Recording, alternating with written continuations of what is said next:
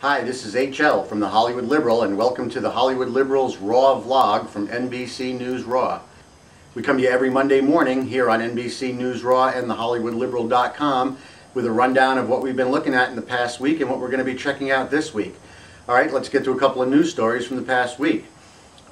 Yesterday at the New York Auto Show, President Bush almost blew himself, Dick Cheney, and everybody else up that was there when a Ford hydroelectric car was being displayed.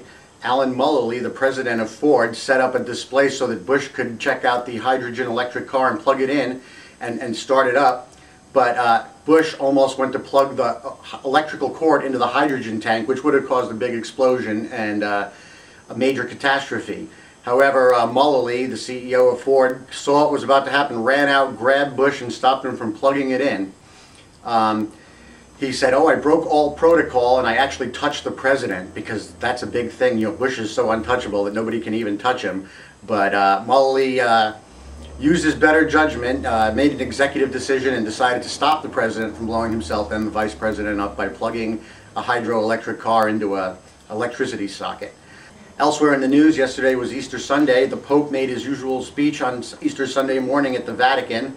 He had a lot to say about the wars that are going on in the world, Bush's war in Iraq. He said nothing positive is coming from there, which of course refutes what some of our leaders like Bush and John McCain have been saying about what's happening in Iraq. Pope Benedict also decried what's happening in Afghanistan. He said there's growing unrest and instability in Afghanistan and the situation is becoming worse. And we've been in there for over 4 years now. Of course, there's a lot of opium production going on in Afghanistan as well, and one may have something to do with the other. But the Pope also condemned what's going on in Darfur, which is something that we don't cover very often on the Hollywood Liberal, neither does anybody else in the mainstream media. But there's a bad situation going on over there as well. We're not directly involved in this one, but we just keep reporting what we have going on here at the Hollywood Liberal.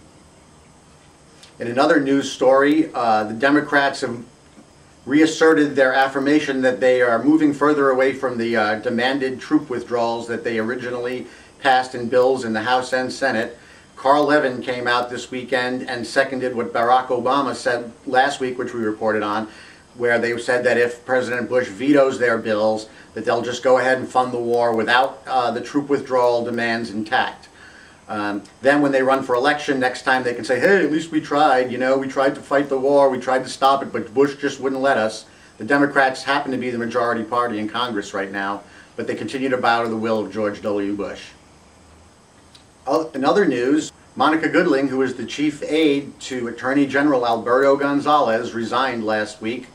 Monica Goodling was expected to testify soon about her role in the firing of federal prosecutors. Goodling was involved in the firing of the federal prosecutor in New Mexico, whom New Mexico Governor Pete Domenici called and was harassing about a possible investigation into Democratic corruption before the election last year, which is illegal. Monica Goodling was expected to testify about that. She had said she was going to take the Fifth to protect herself against self-incrimination, but now she's gone ahead and resigned. Of course, she still may have to testify anyway. Goodling came out and said that if she testifies, it basically amounts to a perjury trap, just like Scooter Libby when he had to testify about what was going on with Dick Cheney and the Valerie Plame leak situation. Of course, if Monica Goodling just wanted to come forth and tell the truth about what happened, there wouldn't be any problem with perjury, but of course the Republicans can't do that. She has to protect Gonzales. In another story, Newt Gingrich has come forward, now the fourth Republican, to say that Alberto Gonzales should resign, that he's not effective, that he can't possibly be a good leader after all the things that have gone on. You remember Newt Gingrich, he was the Speaker of the House back in the 90s. He was the guy that divorced his wife while she was in bed dying of cancer so that he could marry his secretary. Newt's still thinking about running for president, which would be great for the Democrats because I think that any one of them could beat him. So come on, Newt, let's get into the race.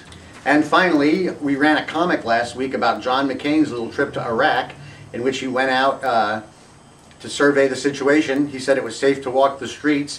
Of course, it later came out that McCain was being guarded by a whole platoon of army men with full gear, helicopters, tanks, and everything else.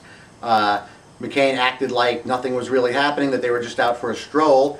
I did a comic to show what it was really like over there, and then of course a couple of days later Mr. Flip-Flopper himself, John McCain, came out and said that he regretted what he said, that he still believes there's progress being made, but he regretted what he said, that he may have misspoke, and he said, don't worry about it, I do that all the time. Great, another Bush who misspeaks about everything, and don't worry about it, it's no big deal, I am just the president after all. Don't pay attention to things that I say that may not be true, and we'll never know which is which, right? Well, we'll be following those stories and a lot more on the Hollywood Liberal this week, so stay tuned, come on by. We'll be following all kinds of political stories both in the nation and here locally in LA and California. All right, have a good week. See you next week on thehollywoodliberal.com. Bye.